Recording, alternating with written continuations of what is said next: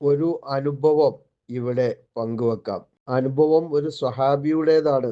Mundir bin Jarir ആണ് റളിയല്ലാഹു അൻഹു സഹാബി. അദ്ദേഹം വിവരിക്കുകയാണ്, ഒരു പ്രഭാതത്തിൽ ഞങ്ങള് ഹബീബായ നബി സല്ലല്ലാഹു അലൈഹി വസല്ലമ തങ്ങളോടൊപ്പം ഇങ്ങനെ ഇരിക്കുകയാണ്. അപ്പോൾ അവിടുത്തെ അടുത്തേക്ക് മുളർ ഗോത്രക്കായ കുറച്ച് ആളുകൾ വരികയാണ്. അവരാണെങ്കിലോ കാലില് ആ സാധുക്കളുടെ ചെരുപ്പില്ല, ഉടുതുണിക്ക് മറുതുണിയില്ല, കമ്പിളി വസ്ത്രമാണ് ചിലരൊക്കെ ധരിച്ചിട്ടുണ്ടായിരുന്നത്. അത്രക്കും പാവപ്പെട്ട ഒരു സമുദായമായിരുന്നു അവർ. ഇങ്ങനെയുള്ള ഇവരുടെ ദാരിദ്ര്യാവസ്ഥ കണ്ട മാത്രയിൽ തന്നെ നബി സല്ലല്ലാഹു അലൈഹി വസല്ലം തങ്ങളുടെ മുഖം ആകെ മാറിപ്പോയി. സഹാനുഭൂതിയുള്ള ഹൃദയത്തോടെ ഹബീബായ നബി സല്ലല്ലാഹു അലൈഹി വസല്ലം തങ്ങൾ പള്ളിയിൽ അങ്ങോട്ടും ഇങ്ങോട്ടും ഇങ്ങനെ നടന്നുകൊണ്ടിരിക്കുകയാണ്. ബിലാൽ റളിയല്ലാഹു അൻഹുവിനോട് വാങ്ക് കൊടുക്കാൻ പറഞ്ഞു. നിസ്കാരങ്ങളൊക്കെ കഴിഞ്ഞ ഉടനെ നബി സല്ലല്ലാഹു അലൈഹി വസല്ലം തങ്ങൾ ഒരു പ്രഭാഷണം നടത്തുകയാണ്.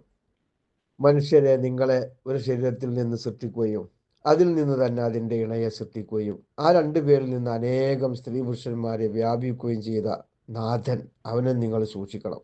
ഏതൊരാളെ മുൻനിർത്തി നിങ്ങൾ അന്യോന്യം ചോദിക്കുന്നുണ്ടോ, ആ അള്ളാഹുവിനെയും രക്തബന്ധത്തെയും സൂക്ഷിക്കണം. തീർച്ചയായും അള്ളാഹു നിങ്ങളെ നിരീക്ഷിച്ചു കൊണ്ടിരിക്കുകയാണ്. അള്ളാഹുവിന് ഭക്തി കാണിക്കണം. നാളേക്ക് എന്താണ് ഒരുക്കിയിട്ടുള്ളത് എന്ന് പരിശോധിക്കുകയും ചെയ്യണം. ഓരോ ആളുകളും അവരുടെ കൈവശമുള്ള ദീനാറ്, ദിർഹം, വസ്ത്രം, ഗോതമ്പ്, ഈത്തപ്പഴം എന്നിവ ധർമ്മം ചെയ്യണം. ഒരു ചുള കാരക്കയുടെ കഷ്ടമാണ് ഉള്ളതെങ്കിൽ അതെങ്കിലും കൊണ്ടുവരണം. നബി സല്ലല്ലാഹു അലൈഹി വസല്ലം തങ്ങളുടെ ഈ ആഹ്വാനം ആവേശത്തോടെ ഏറ്റെടുത്ത അനുചരന്മാര് ആദ്യമായി ഒരു അൻസാരി സഞ്ചി നിറയെ സാധനങ്ങളുമായി തിരുസന്നിധിയിലേക്ക് വരികയാണ്. ആ സഞ്ചിയുടെ ഭാരം അദ്ദേഹത്തിന്റെ കൈകളെ തളർത്തിയിരുന്നു. പിന്നീട് മറ്റു സഹാബികളും അവരുടെ കൈവശമുള്ളത് കൊണ്ടുവരാൻ തുടങ്ങി. അങ്ങനെ വിഭവ സമാഹരണം 2 കൂമ്പാരങ്ങളാവുകയാണ്. ഒരു കൂമ്പാരത്തിൽ ഭക്ഷണമാണ്, മറ്റൊരു കൂമ്പാരത്തിൽ വസ്ത്രമാണ്. ഈ സ്വഹാബി വര്യൻ പറയുകയാണ്, അപ്പോൾ ഞാൻ നബി സല്ലല്ലാഹു അലൈഹി വസല്ലം തങ്ങളുടെ മുഖത്തേക്കൊന്ന് നോക്കി. അവിടുത്തെ മുഖം കനകം പോലെ തിളങ്ങുന്നുണ്ടായിരുന്നു.